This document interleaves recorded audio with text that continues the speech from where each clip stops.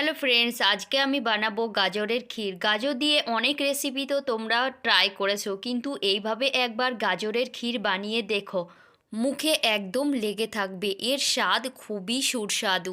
যদি তোমাদের ঝটপট কোনো মিষ্টি জিনিস খেতে ইচ্ছা করে তাহলে এই ক্ষীরটাকে বানিয়ে খেতে পারো। ভিডিও যদি ভালো লাগে তাহলে লাইক শেয়ার করো, আর আমার চ্যানেলে যদি নতুন বন্ধু হয়ে থাকো তাহলে চ্যানেলটাকে প্লিজ সাবস্ক্রাইব করে দিও, তাকি আমি কোনো ভিডিও আপলোড করলে তোমরা পেয়ে যাও। তো সর্বপ্রথম আমি এখানে 3টে গাজর নিয়ে নিয়েছি মিডিয়াম সাইজের। গাজরের ছিলকাটাকে আমি ছিলে নিয়েছি, আর একে ধুয়ে এখন আমি গ্রেট করে নেব।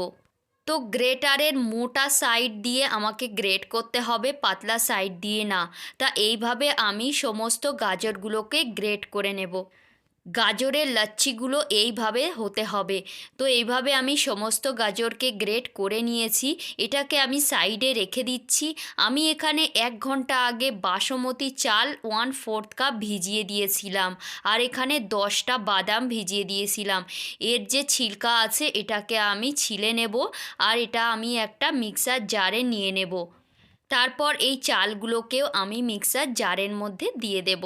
দিয়ে আমি একটা পেস্ট বানিয়ে নেব। এখানে আমি একটুখানি পানি দিয়েছিলাম, দিয়ে একটুখানি পেস্ট বানিয়ে নিয়েছিলাম। পেস্টটা ঠিক এই রকম হতে হবে। তা আমি এটাকে সাইডে রেখে দিচ্ছি।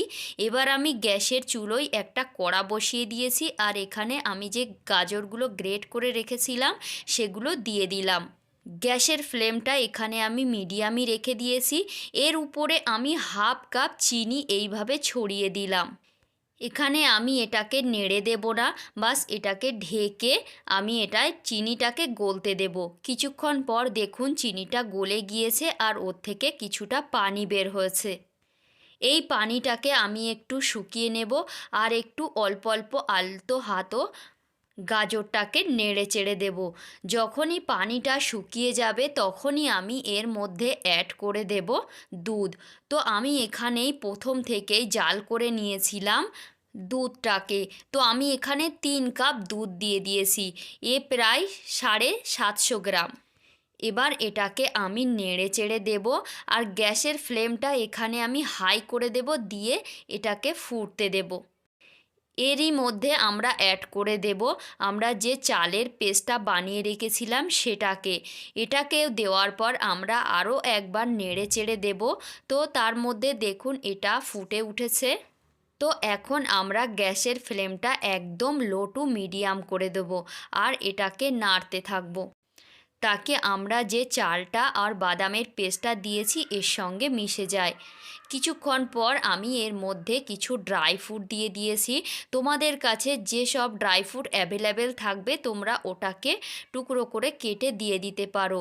তো 10 থেকে 15 মিনিট এটা আমি মিডিয়াম ফ্লেমে কিছুটা বানিয়ে নিয়েছি। দেখুন 15 মিনিট পর কিছুটা গাঢ় হয়ে গিয়েছে। আমি এখানে মাওয়া ব্যবহার করিনি, তোমরা চাইলে এখানে মাওয়া ব্যবহার করতে পারো, কিংবা কিছুটা পাউডার মিল্কও দিয়ে দিতে পারো, ওতেও টেস্টটা খুব সুন্দর আসবে। তো এইভাবে আর একটু আমরা নেড়ে চেড়ে নেব, আর একটুখানি গাঢ় হতে দেব।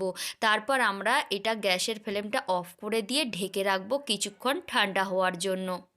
ঠান্ডা হওয়ার পরে দেখুন কিছুটা আরও গাঢ় হয়ে গিয়েছে। এটা একদম পরিবেশন করার জন্য পারফেক্ট হয়েছে।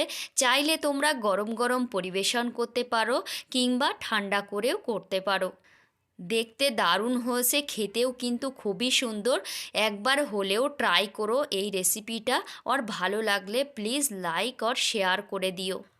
আর আমার চ্যানেলে নতুন বন্ধু হয়ে থাকলে প্লিজ সাবস্ক্রাইব করে দিও। আমি তোমাদের মিলবো আর একটা নতুন ভিডিওর সঙ্গে। Bye bye friends.